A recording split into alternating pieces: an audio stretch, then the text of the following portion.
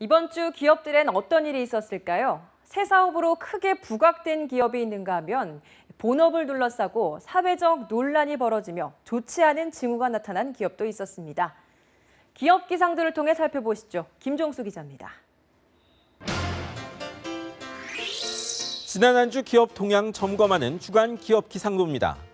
새 상품과 사업으로 뜬 맑은 기업, 그리고 각종 악재로 논란이 벌어진 흐림 기업들 차례로 둘러보겠습니다. 먼저 맑은 기업입니다. 첫 번째로 호텔 신라입니다. 5년간 서울시와 기싸움 벌이던 한옥호텔, 마침내 승인을 얻어냈습니다. 처음 신청이 2011년, 승인은 2016년, 두 번의 반려와 두 번의 보류가 있었습니다. 남산자락과 서울 성곽의 자연과 문화재적 가치 훼손 우려에 재벌 특혜란 지적 때문이었죠. 결국 규모를 91실로 줄이고 성곽과 30m 가까이 떨어뜨려 심의를 넘어섰는데 2022년 문을 엽니다. 시내 면세점이어 한옥호텔, 연타석 안타친 이 회사, 올해 실적은 어떨지 지켜보겠습니다. 이번엔 르노 삼성 자동차입니다. 중형차 SM6 사전 예약에서 대박이 터졌습니다. 모 회사 르노가 탈리스만이란 이름으로 연초에 이 차를 공개했을 때 국내외의 관심은 비상했습니다.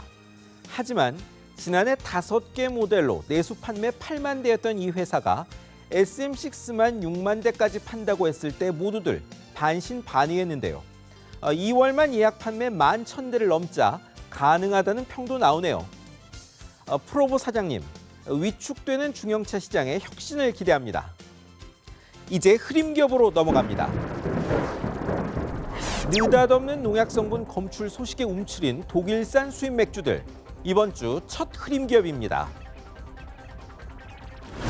독일 하면 생각나는 게 축구, 자동차, 그리고 맥주죠.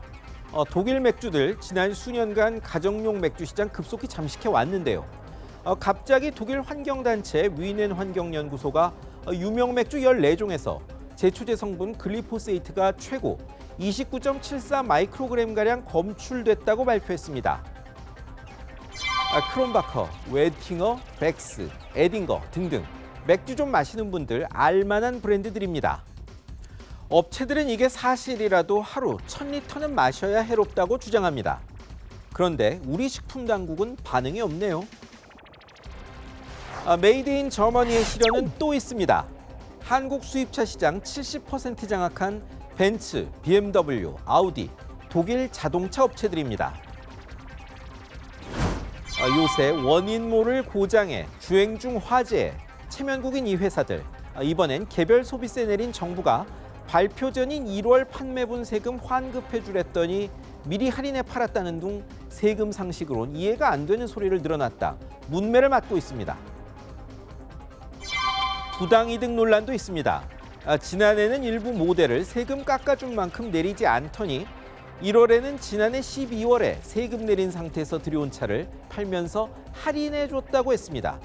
결국 소송 조짐에 공정거래위원회 실태 조사 방침이 나왔습니다. 수입차 사장님들, 벤츠는 갑자기 세금을 돌려주겠다곤 했는데 우리 조상들은 이런 상황을 두고 우선 먹기는 곶감이 달다고 꼬집었습니다. 이번엔 패션그룹 형지입니다. 개성공단에서 밀려난 기업들과의 분쟁으로 시끄러운 한 주였습니다. 당사자는 형지의 자회사 형지엘리트인데요. 양측 입장이 첨예하게 갈립니다. 개성공단 기업들은 기일이 지났는데 대금을 안 준다. 형지는 자사가 지급한 원부자재 손실 이야기는 없이 대금만 내놓으라 한다. 이렇게 맞서고 있습니다. 양쪽 모두 조금씩 타당성은 있는데 결국 형지가 돈을 내주긴 했습니다. 하지만 상황이 상황인데 서로 손실 안 보겠다고 하면 과연 해법이 있을까요? 생각해 볼 일입니다. 이번엔 소셜 커머스 리더 쿠팡입니다. 성장 일로의 이 회사, 결산기가 다가오자 적자가 너무 크다는 우려가 확산하고 있습니다. 로켓 배송, 쿠팡맨, 대형 물류센터, 하는 것마다 논란과 화제를 뿌린 이 회사, 지난해 적자가 4천억 원대라는 추산이 나왔습니다. 바로 화재를 모은 배송과 물류가 원인이란 분석인데요. 사실이라면 아무리 빨리 성장해도 고용이나 소비자 편의에서 약속을 지키긴 쉽지 않을 것 같습니다. 김범석 대표님, 싼 값만이 아니라 서비스의 지속성도 소비자의 고려사항이란 것 염두에 두셔야겠습니다. 매주 나오는 경제 지표를 보면 살얼음판을 걷는 것 같습니다. 경제가 곧 꺼질 것 같기까지 한데요.